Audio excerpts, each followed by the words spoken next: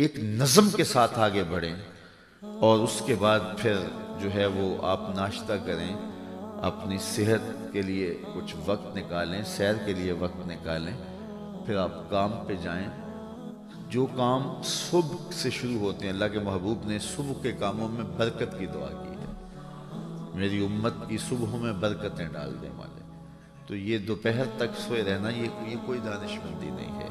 ہاں کسی کو ایسی کوئی مجبوری ہو تو وہ الگ بات ہے، لیکن صبح جلدی اٹھنا اور رات جلدی سو جانا، کہتے ہیں یہ مصر کے ایک ڈاکٹر کی تحقیق آئی ہے کہ رات 9 بجے سے لے کر کے 12 بجے تک جو شخص سوتا ہے تو وہ 3 گھنٹے کا سونا 9 گھنٹے کے سونے کے برابر ہے، اور جو پھر 12 بجے سے لے کر کے سحری تک سوتا ہے تو 1 گھنٹے کا سونا 2 گھنٹے کا، جتنے گھنٹے بھی سوتا ہے، جتنے گھنٹے سویا اتنے گھنٹے کے برابر ہے۔ 2 گھنٹے سویا تو 2 گھنٹے ہے، 3 گھنٹے سویا تو 3 گھنٹے ہے۔ اور پھر جب فجر کے بعد سوتا ہے تو 3 گھنٹے کا سونا 1 گھنٹے کے برابر ہے۔ تو وہ جو رات کا جو سونا ہے، عشاء کی نماز پڑھ کے جو ہمیں سنت طریقہ دیا ہے کہ سو جاؤ اور پھر سحری کے لمحے نصیب ہو جائیں، تو اس وقت اٹھ کے مصلی بچھا لو، اس وقت اللہ کی رحمتیں بڑی قریب ہوتی ہیں۔ ایک حدیث میں آتا ہے جب سحری کا لمحہ ہوتا ہے تو شوہر اٹھتا ہے اور اپنی بیوی کو بھی جھنجھوڑتا ہے کہ اللہ کی بندی اٹھ، اللہ کے حضور سجدہ ریزیاں کریں، لیکن سارے دن کی تھکی ہوئی عورت نہیں اٹھ پاتی، تو پیار تو سچا ہوتا ہے اس کا، تو وضو کرتا ہے تو ہاتھ میں چلو میں تھوڑا سا پانی لیا آتا ہے اور بیوی کے چہرے پہ چھڑک دیتا ہے اور خود مصلی بچھا کے نماز پڑھنے لگ جاتا ہے۔ بیوی اٹھتی ہے، دیکھتی ہے شوہر نماز پڑھ رہا ہے تو وہ بھی جلدی سے جاتی ہے، وضو کرتی ہے، مصلی بچھاتی ہے اور وہ بھی نماز پڑھنے لگ جاتی ہے۔ سحری کا وقت ہے، کوئی دیکھ نہیں رہا، ایک طرف شوہر کا مصلی بچھا، ایک طرف بیوی کا مصلی بچھا، کبھی وہ سجدہ ریز ہوتی ہے، کبھی وہ قیام میں ہوتا ہے، کبھی وہ رکوع میں ہوتی ہے، کبھی یہ تشہد میں ہوتا ہے، دونوں میاں بیوی نماز پڑھ رہے ہیں۔ حدیث پاک میں آتا ہے دونوں کو دیکھ کے رب مسکرا رہا ہوتا ہے، اپنی شان کے مطابق اللہ خوش ہو رہا ہوتا ہے کہ میری بندی اور میری دہلیز کا بندہ، چوکھٹ کا غلام کس طرح میرے حضور سجدہ ریز ہیں۔ اور پھر اگر ان کو پتہ چل جائے نا سجدے میں کتنی رحمتیں برس رہی ہیں تو وہ ساری نہ اٹھائیں، اتنی رحمتیں سجدے میں برس رہی ہوتی، تو اپنے دن کا آغاز سجدوں سے کرو، اپنے بچوں کی تربیت اچھی کرو، ان کو نماز کا خوگر بناؤ، ان کی زبان کو پاکیزہ رکھنے کی کوشش کرو، اپنے گھروں میں اپنے اطراف میں حیا کا ماحول پیدا کرنے کی کوشش کرو۔ یہ 2 دن کے بعد ایک بدتمیز رسم آ رہی ہے ویلنٹائن ڈے، تو نوجوان پھول لے کے، وہ کہتے ہیں پاکستان کی پھول شاپوں پہ پھول نہیں ملتے، اس قدر پھول بک جاتے ہیں، تو لوگ پھول لے کر کے کسی کو دیتے ہیں۔ تو میں نے کل بھی کہا تھا کہاں کہ کسی کی بہن کو ڈھونڈنے والے پھول لے کے ٹھیک ہے شوق سے جا، لیکن میں تمہیں بتاؤں کوئی تیری بہن کو بھی ڈھونڈ رہا ہے، کوئی پھول لیے تیری بہن کو بھی تلاش کر رہا ہے۔ من زنا زنیا بہی ولو بہی تانے دارہی، اللہ کے محبوب نے فرمایا یہ بدکاری پلٹتی ہے، اگر کسی نے کسی سے برائی کی تو من زنا زنیا بہی، تو فرمایا یہ برائی اس کے گھر بھی پلٹے گی، ولو بہی تانے دارہی، اگرچہ وہ گھر کی دیواریں اونچی اونچی کیوں نہ کر، تو یہ تو پلٹ کے رہے گا، یہ تو مکافات عمل ہے، یہ تو لازم ہوگا۔ لیکن غیرت کا جنازہ نکل جائے تو پھر وہ حضور نے فرمایا کہ جب حیا فوت ہو جائے پھر جو چاہے کرتے پھر۔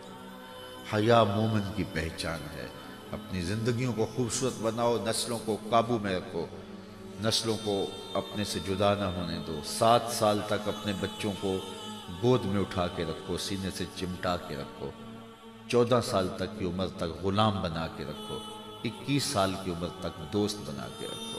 یہ 3 مرحلے ہیں، پہلے 7 سال سینے سے لگا کے رکھو، دوسرے 7 سال غلام بنا کے رکھو، اور تیسرے 7 سال ان کو دوست بنا کے رکھو۔ 21 سال کے بعد ان کی تربیت مکمل ہو جائے گی۔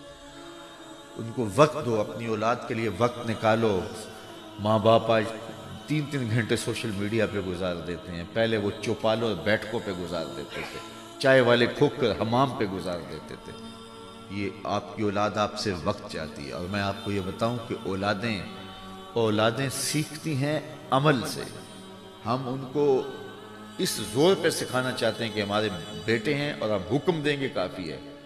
حکم بھی سعادت مند اولاد کے لیے بڑا درجہ رکھتا ہے، لیکن یہ بات میں آپ کو بتاؤں کہ جو تربیت کا اصول ہے وہ حکم نہیں ہے. تربیت جو اولاد سیکھتی ہے وہ ماں باپ کے رویے سے، ماں باپ کے عمل سے سیکھتی ہے. تو جب کوئی شخص باپ بن جائے تو پھر اس کو سنجیدہ ہو جانا چاہیے، ماں بن جائے تو اس کو سنجیدہ ہو جانا چاہیے، تاکہ اولاد اب اس سے سیکھ کر کے جو بنے گی. یہ جدید مفکرین تو کہتے ہیں 8 سال کی عمر میں بچے نے جو بننا ہوتا ہے بن جاتا ہے، اور وہ ماں باپ سے سیکھتا ہے. تو آپ اپنے آپ کو پیش کریں اپنی اولاد کے لیے، تاکہ ایک اچھی نسل کی نشت ہو اور ہم اس پاکستان کی تعمیر کر سکیں.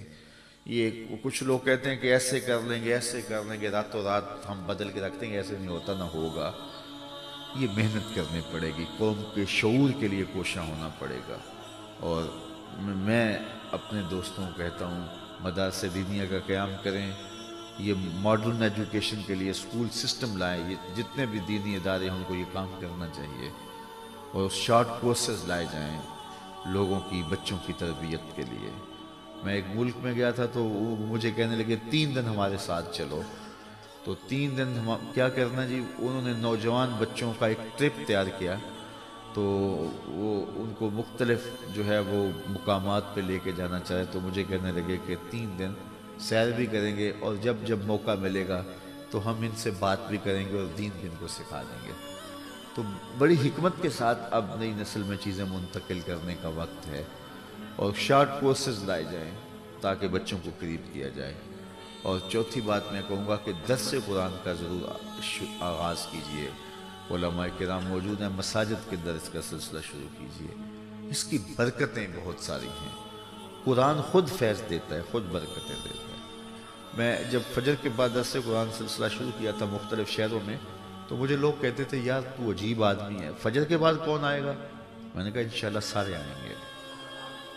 تو آپ کا شہر میاں والی، یہاں کے لوگ تو پھر بھی صبح خیزی کا کوئی مزاج رکھتے ہوں گے. کراچی میں لوگ اٹھتے نہیں ہیں، وہ 12 بجے اٹھتے ہیں، لیکن ہم وہاں فجر کے بعد جب ہوتے ہیں تو الحمدللہ مسجد کیا گلیاں بھی بھری ہوئی ہوتی ہیں. تو یہ اللہ کا فضل ہے، لوگ آتے ہیں. تھوڑی سی محنت کی جائے، تھوڑی سی توجہ کی جائے، لوگوں کو کچھ دیا جائے تو اس کا نتیجہ پیدا ہوتا ہے. کیوں نہیں ہوتا؟ ذرا نم ہو تو یہ مٹی بڑی زرخیز ہے ساقی.